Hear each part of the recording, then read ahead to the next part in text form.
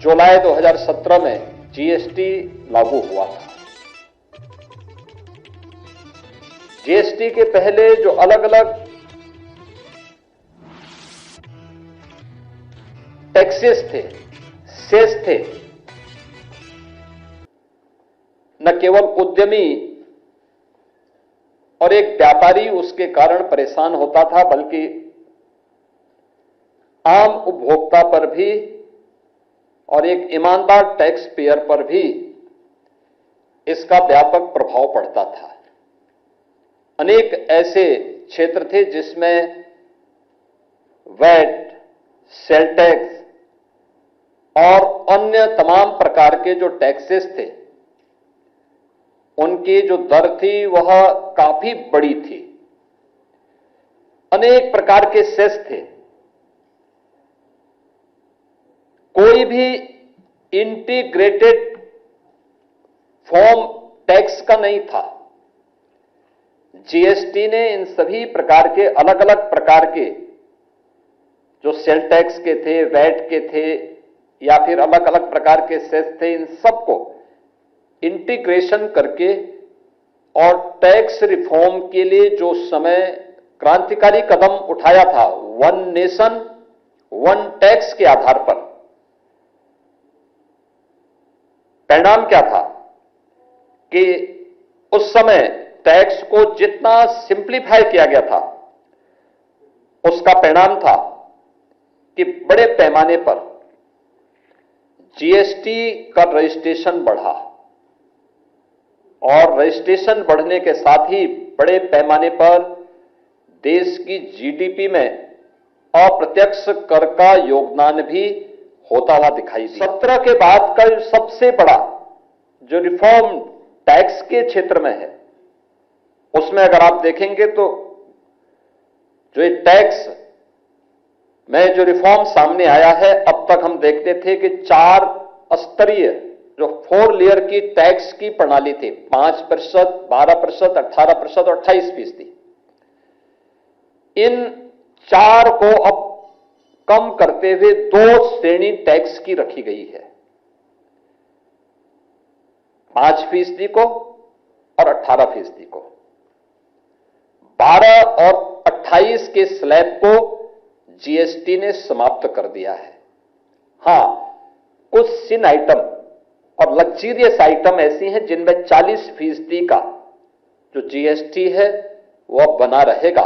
वह अलग एक व्यवस्था है, लेकिन महत्वपूर्ण है कि अब केवल 5% और 18% का यह टैक्स ही, 2 स्लैब ही जीएसटी की मुख्यतः रहेंगे और जिनके माध्यम से यानी देशवासियों को बहुत बड़ी राहत इसके माध्यम से मिलेगी हर एक स्तर पर। यानी रसोई से लेकर के, एक किसान से लेकर के, घर के निर्माण से लेकर के और बड़े बड़े हाईवे और इंफ्रास्ट्रक्चर के डेवलपमेंट के साथ साथ अपने कारोबार को आगे बढ़ाने वाले उद्यमियों के लिए भी इसका भारी लाभ होने वाला है और इसके माध्यम से लगभग 2 लाख करोड़ रुपए से अधिक का भारत की अर्थव्यवस्था में ग्रोथ होने की संभावना भी है। अकेले 2024-25 में देश ने 22,80,000 करोड़ का जीएसटी संग्रह किया है। अगर आप इसे 2017 के पहले देखेंगे, ये केवल 7 लाख करोड़ के आसपास हुआ करता था। अकेले इस वर्ष अप्रैल से अगस्त तक यानी 5 महीनों में जीएसटी संग्रह 10 लाख करोड़ रुपए से अधिक का हुआ है, जो गत वर्ष के जीएसटी संग्रह करने से 10% अधिक है। 17 के पहले जीएसटी में जो उससे पहले टैक्सेस थे, सेल टैक्स, वैट या फिर सेस जो लोग देने वाले थे, उनका कुल संख्या थी 65 लाख और आज 25 में यह बढ़कर के हो गई है 1 करोड़ 51 लाख। यानी लाखों की संख्या में आज लोग स्वतःस्फूर्त भाव के साथ टैक्स देने के लिए दिखाई देते हैं और जो टैक्स की इस छूट का परिणाम क्या है, यानी 4 की बजाय 2 स्लैब देने का परिणाम क्या है?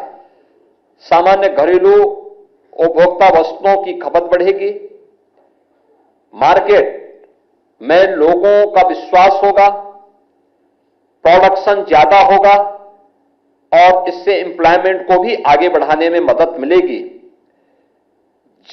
देश की जीडीपी में इसका व्यापक प्रभाव पड़ेगा। अनुमान है 0.2% से लेकर जो 0.3% तक की जीडीपी में इस रिफॉर्म के कारण बढ़ोतरी होने की संभावना रहेगी। यानी जीवन आसान तो व्यापार में भी आसान, और जब भी व्यापार में आसान होगा तो स्वाभाविक रूप से मार्केट में खुशहाली होगी और मार्केट की खुशहाली एम्प्लॉयमेंट को भी जनरेट करेगी, साथ साथ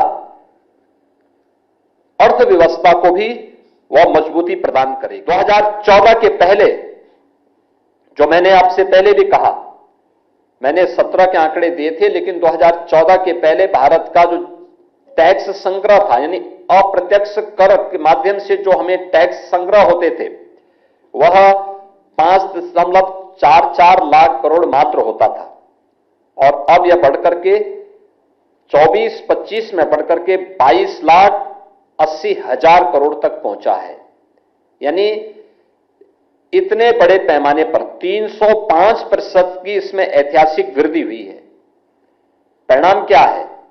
परिणाम है राष्ट्रीय राजमार्ग के नेटवर्क में 60% की वृद्धि हुई। यानी पैसा आएगा तो आप उस पैसे को देश के अंदर विभिन्न प्रकार के गरीब कल्याणकारी कार्यक्रमों में खर्च कर सकते हैं, इंफ्रास्ट्रक्चर बढ़ाने में कर सकते हैं, पब्लिक ट्रांसपोर्ट को और बेहतरीन करने में कर सकते हैं।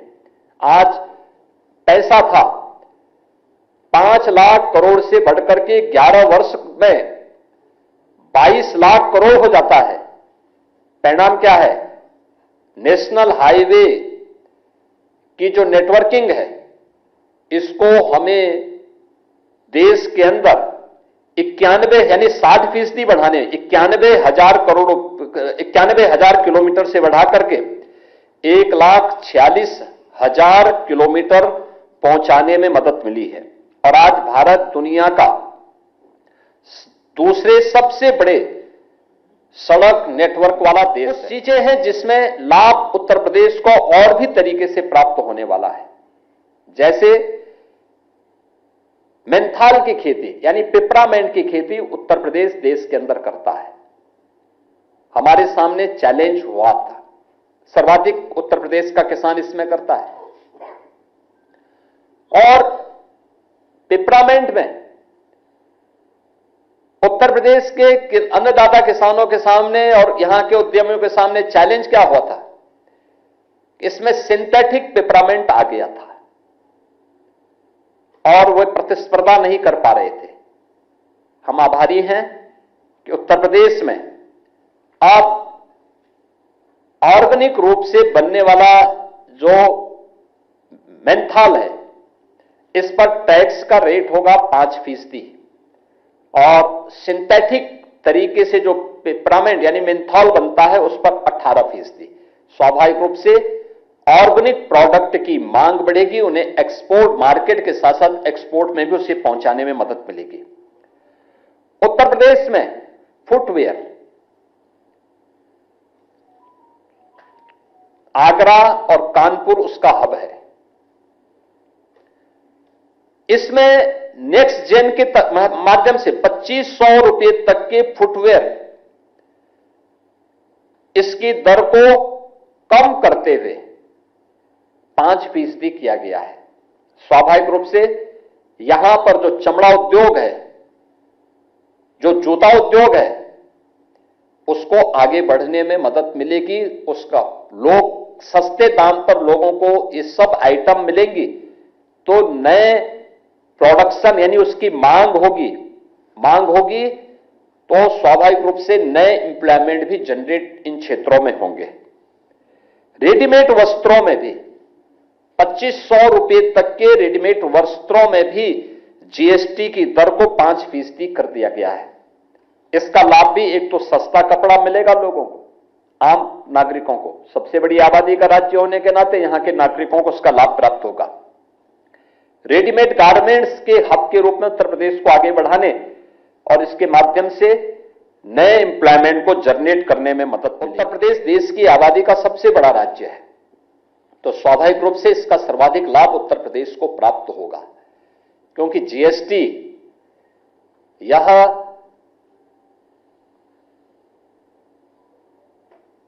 उपभोक्ता टैक्स है। देश का सबसे बड़ा उपभोक्ता बाजार भी उत्तर प्रदेश है।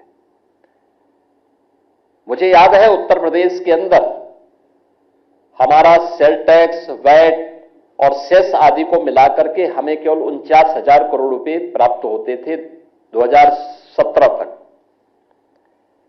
आज अगर हम गत वर्ष देखेंगे तो हमें 1,15,000 करोड़ रुपए का जीएसटी अकेले स्टेट ने प्राप्त किया है। भारत का शेयर नहीं, भारत सरकार का जो शेयर हमें मिलता वो अलग है। ये केवल स्टेट जीएसटी ने ये पैसा इतना यूपी के अंदर तैयार किया है। टैक्स रिफॉर्म का परिणाम क्या होता है? एक्साइज में उत्तर प्रदेश ने 12,000 करोड़ से बढ़कर के 55,000 करोड़ रुपए तक अपने को पहुंचाया है। इतना कलेक्ट कर रहा है उत्तर प्रदेश आज के दिन पे। हर एक उसमें हम लोगों ने इसका लाभ प्राप्त किया है। परिणाम क्या है? पैसा था तो उत्तर प्रदेश की अर्थव्यवस्था अच्छी हुई। उत्तर प्रदेश में इंफ्रास्ट्रक्चर 1.5 एक्सप्रेसवे से 7 एक्सप्रेसवे हम बनाने में सफल हुए। 6 पे यहां कार्य चल रहा है। हम लोग जब आए थे एक भी सिटी में मेट्रो का संचालन नहीं होता था। आज 6 सिटी में यूपी के अंदर मेट्रो का संचालन हो रहा है। 17 के पहले उत्तर प्रदेश के अंदर 2 एयरपोर्ट क्रियाशील थे, 2 आंशिक थे।